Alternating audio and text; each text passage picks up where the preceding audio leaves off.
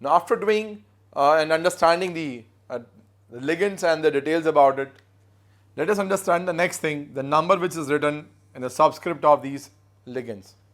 This number is called coordination number. What is coordination number is? It is the number of sigma or dative bonds or coordinate bonds formed by the metal atom or ion with the ligands. And that is why it is called the secondary valency of the metal atom or ion as per the Warner's theory. Then we call this as a counter ion because it counters the charge which is there on the coordination sphere or entity. Now the next thing you need to know is oxidation state. The oxidation state, as we know, is the number of electrons lost by the metal atom or ion. How to find out this oxidation state is?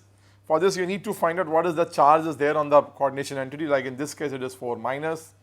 Take it as an X, and you know there are 6 cyanides, each cyanide is having a -1 charge to be equated not totally with the charge which is there on the coordination entity 4 minus, and this is how you can get XS plus 2. So this is its oxidation state.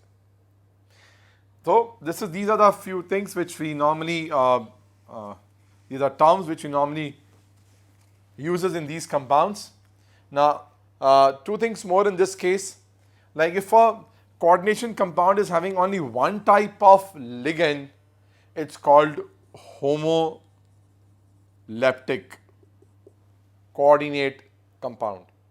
And if it is having more than one type of ligands, it's called heteroleptic coordinate compound. It is called heteroleptic coordinate compound. Like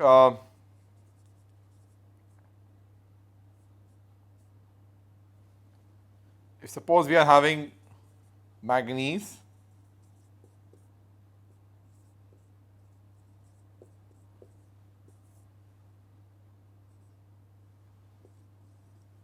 like this one. In this case, we are using two different types of, the coordinate compound is having two different types of ligands. So it's called heteroleptic coordinate compound. So these are the certain terms. Now let us move to understand the nomenclature of the coordination compounds. Now let us understand the formulas of the coordination compounds. How the formulas of the coordination compounds are written.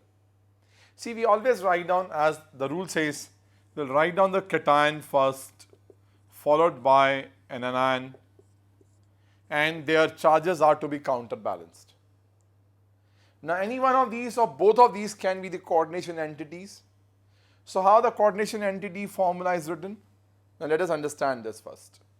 A coordination entity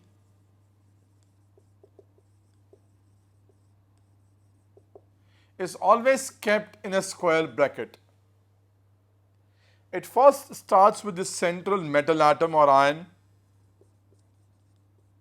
We use its symbol first, and the symbol of the central metal atom or ion is written first, followed by the ligands, which are always written in alphabetical order of their names. Now all polyatomic ligands are kept in simple brackets, like ammonia is to be kept in simple brackets to indicate its number of ligands which are there. Now, the overall charge on this coordination entity is the sum of the charge of the metal atom or ion and all of the ligands, which is represented here in the form of either N plus or N minus. So these are very simple rules for writing down the formulas of the coordination entities.